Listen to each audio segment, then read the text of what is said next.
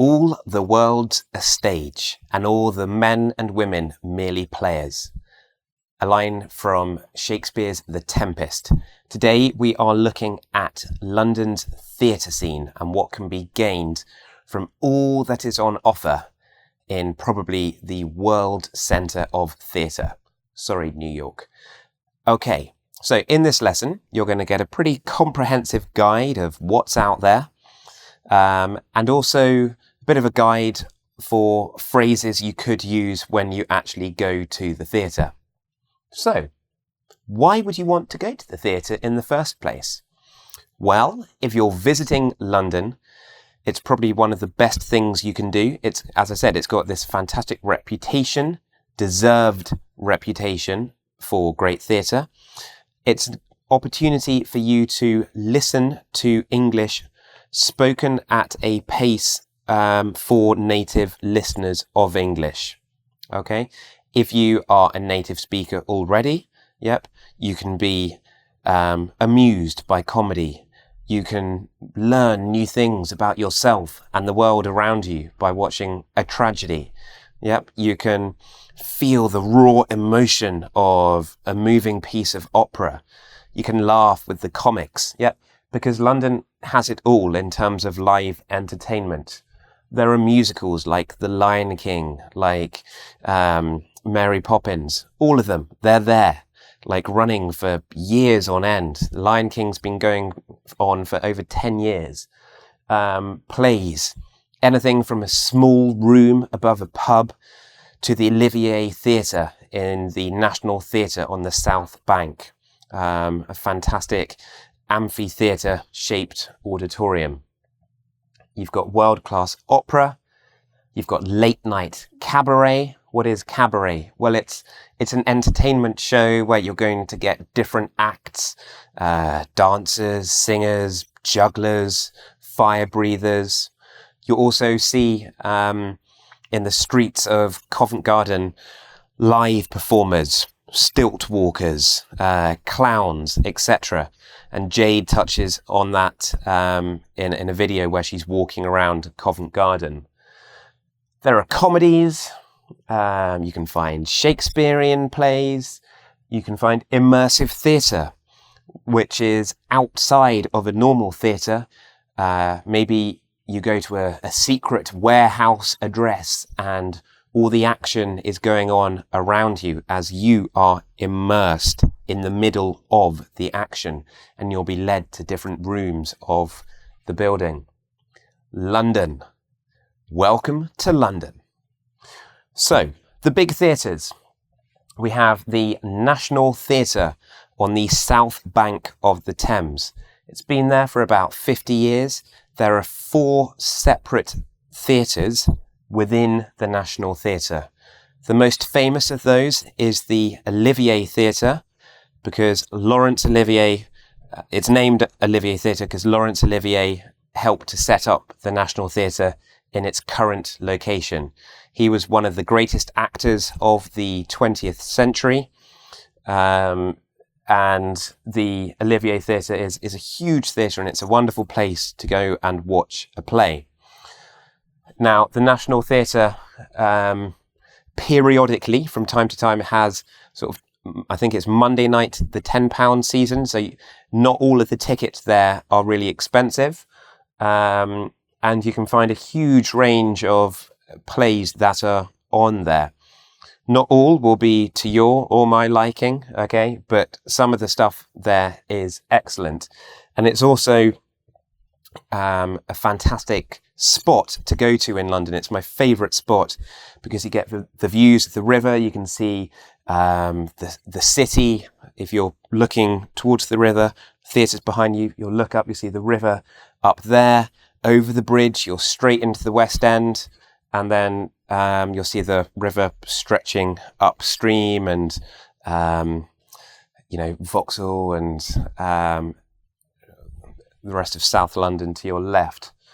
So it's a lovely place to sort of go for a walk on an evening before the show, soak up the atmosphere. You'll see buskers outside. There's a skate park quite near there where you have really good skaters.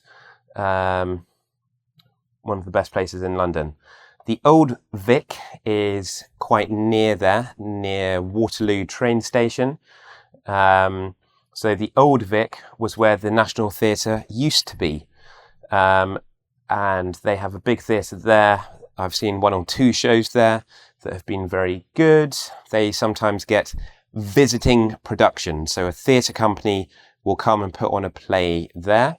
And then across the road is the Young Vic, has a capacity for about 500 people. And there they look to put on new work. So new pieces of writing about the world around us. The Royal Court is in Sloane Square, one of the smartest areas of London. Nice place to visit, and it's very easy to get to the Royal Court. You literally come out of Sloane Square Underground station. It's on the District line. That's the green and the yellow one, circles the yellow one. You come out and it's literally next door to the Underground station. Very central. The Royal Court built its reputation on being putting on quite provocative plays in like the 1960s. So John Osborne's Look Back in Anger was probably a play there that made it famous because it showed like this. He was a bit of a thug. Jimmy, I think the main character's called. Slightly sort of aggressive guy. And anyway, you should read the play. It's a good play. So the Royal Court still puts on a lot of new writing. I had a friend who runs London's Vietnamese theatre company. I can't remember what they're called, but she had some work on there recently. So they're really looking to get new writers and perform them. They've got a big theatre downstairs and a small one upstairs. Great place to visit. Donmar Warehouse is right in the centre of the West End, near Covent Garden. And you can see some excellent plays there. The Almeida is slightly further north in London, in sort of Islington. But it's not huge, but the quality of work there is often excellent. With all of these theatres, these are like my recommended theatres. So what I would do is, if you're interested in going, is look up the dates that you're looking to see something on and see what each of these theatres has, and then choose accordingly. So Almeida's up in Islington, on the Northern and Victoria line on the Underground. And then we have Trafalgar Studios, which is near Trafalgar Square. These two are probably quite similar. The stages are different, but yeah, this has some excellent work on as well. Then slightly smaller theatres. So up in quite a trendy area, popular area of North London, Hackney, Dalston, we have the Arcola Theatre. So you might see something quite sort of experimental or political there. And then down in sleepy southwest London, in Richmond, we have the Orange Tree Theatre. Richmond is a lovely place to go in London. You've got, if you're there in the summer or even in the winter, you've got Richmond Park very near there, which is a huge, great area of natural parkland, and there are stags and deer there, which is bizarre given that it's in London, but there they are, just like in Scotland. And the Orange Tree is, you could have a very nice evening out at the Orange Tree and have a little meal next to the theatre. Very civilised. Back into central London, we have the Bush Theatre, which is in Shepherd's Bush. Again, they will have some sort of quite new and experimental writing there. There are some big West End theatres that are always producing the latest musicals and musicals that have been on for some time. So rather than searching by the theatre, I would search by whatever musical it is that you most want to see. But what I'd say is that that's quite a standard thing for tourists to do, to just go and see the big musicals, try and be a bit more adventurous and go to one of these theatres, or be even more adventurous and go to one of the pub theatres I'm going to tell you about in a few moments' time. We've got opera and ballet. So in Covent Garden is the Royal Opera House, which is a world-class opera house, and it alternates the Royal Opera Company with the Royal Ballet. So it'll be like one night. I don't know if it's every other night, but certainly they share that building. And just around the corner, largely at the Colosseum Theatre, is the English National Opera. I'm very fond of them because I've worked for them before on a show called Dr. Atomic. So I wasn't singing, I'm not an opera singer, but I did used to work as an actor, and it was fantastic being on stage that close to people with such fantastically powerful voices. It was a real privilege and really exciting to bicycle into the West End and go and work. That was a very happy time. Okay, if you're in London in the summer, then you can see some open air theatre. So we have the Regent Park Open Air, and it's near a park, a very nice park, Regent's Park, and you can sit and enjoy a glass of wine and watch the show. Very nice evening out. Or you can go to Shakespeare's, well, it's not really Shakespeare's Globe, it's the rebuilt Globe. So back in 1599, William Shakespeare, as part of the Chamberlain's Men, built this theatre globe because it's round on the south bank of the Thames. Unfortunately, the theatre burnt down, I think it was in 1614, and it wasn't until 1997 that it was rebuilt. But now it's thriving again, and every year from about April to September, you can go along and see a Shakespeare play. It will last about 3 hours. If you want to save a bit of money, you can stand up. So you've got the stage, and in front of the stage, the people that stand there, they used to be called the groundlings in Shakespeare's day because they're standing on the ground. It costs £10, I think, to go and watch one of the plays. If it's hot, wear a cap. Yep. Bring a bottle of water so you don't pass out with the heat. If it's raining, wear an anorak because you'll be standing in the rain for 3 hours. The actors have a roof over them, so they're okay, but you need to look after yourself. The Globe Theatre. And it was rebuilt based on the evidence that the archaeologists and the architects had, to be a replica of the theatre that Shakespeare would have worked in. So from a historical perspective, it's quite an interesting place to go, and they have exhibitions there. So there's a few things to explore other than just the plays. Okay, so that is the big picture of the big theatres and the medium scale theatres. Now, if you are feeling, got a nice word for you, intrepid. That means if you are feeling adventurous, then you might head for one of London's pub theatres. A pub theatre, how does that work? Well, you'll have the normal pub, but maybe down in the basement or in a back room or up in the attic, there will be some kind of theatre. They'll be smaller. Typically, they will seat about 50 people. And I've just picked out a couple depending on which part of London you're in. So in the west side of London, we've got the Barons Court Theatre, which is in sort of West Kensington, not far from Earl's Court. And the Barons Court Theatre is beneath an excellent pub Go down into the basement and it's like being in a cave. And I've performed many shows there.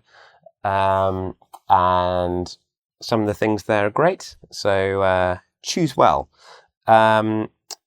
It's all the shows there. People have hired the space and they'll say, right, we want to book it for 1 night, 2 weeks, 3 weeks. So nothing's produced by the theatre. It's all individuals or theatre companies. The Finborough has an excellent reputation for theatre, and that's also quite close. It's just next to Earl's Court. It's above a pub. You might find something good on there.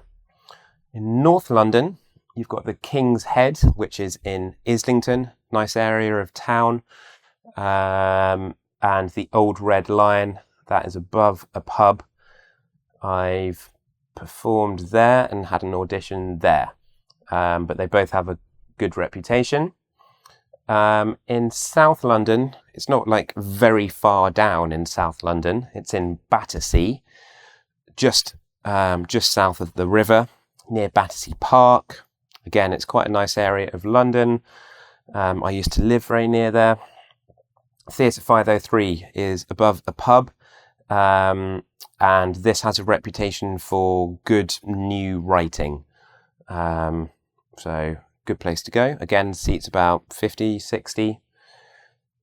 East side of town, I don't know that well, but I suppose the Arcola in Hackney could be considered East London. Or Dalston it is. You've got the Menier Chocolate Factory, which is sort of a little bit east way. I've never been there. I don't know what it's like. So, buying tickets. I would go directly to the theatre, and because you're looking to improve your English, pick up the telephone rather than buying it online, so that you're having a conversation with the sales assistant on the telephone.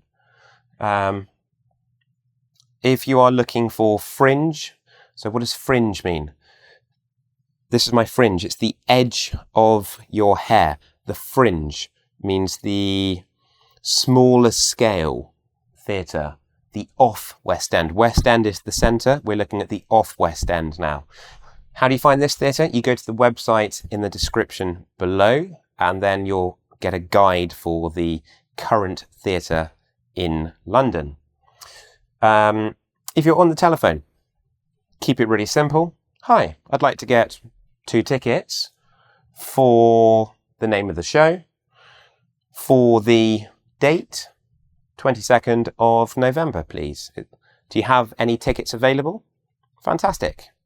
Yes, please. Yeah, no, we'd like to book them. Or for tonight, do you have any tickets left? Do you have any tickets left? Okay, we're now going to look at some advice for when you actually go to the theatre and some phrases to appreciate what you have been seeing. Okay, so you've got your ticket, you're all ready, you know where the theatre is, you know how you're going to get there, off you go.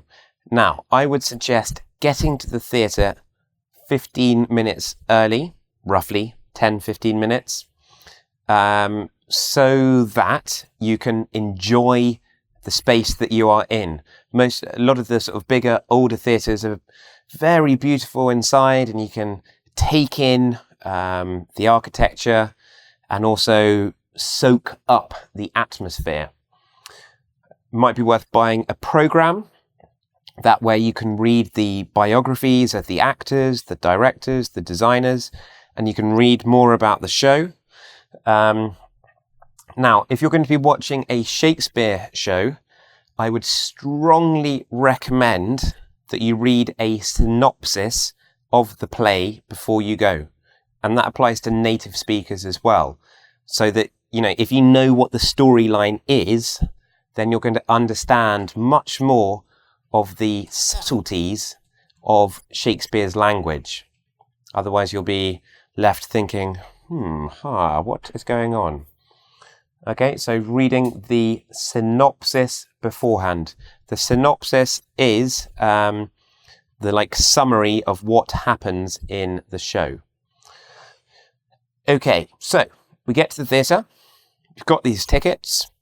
There'll probably be, if it's a small theatre, there'll just probably be one person there, and they'll probably say to you, "Oh, sit anywhere you like." So you go in. That's why if you're early, you can choose where you sit. You don't want to be late going into a theatre because it's a bit embarrassing.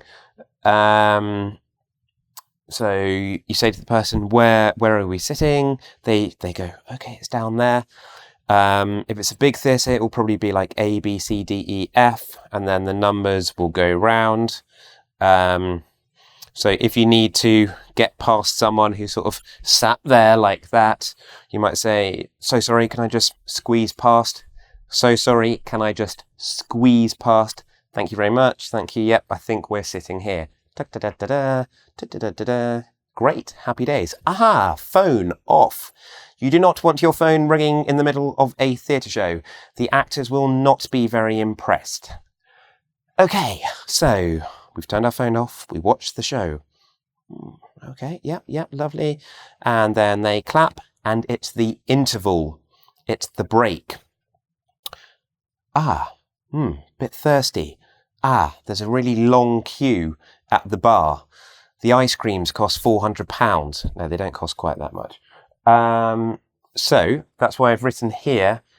It's a bit cheeky, okay, but you could just put your own drink into your bag and maybe a little bag of crisps or something. But that's not really supporting the theatre. So if you do want to support the theatre, you can pre-order. Pre, the prefix meaning before. So that's why you get there 15 minutes early. You say, "Ooh, I'd like a drink in the interval." And you go to the bar and you pay for your drink and they put it out. So when it comes to the interval, aha, look how clever we are. We've pre-ordered our drinks. Da, da, da, da, da, da, da, da. And then we sit there with our drinks going, haha, what did you think? Well, I thought it was amazing. What did you think?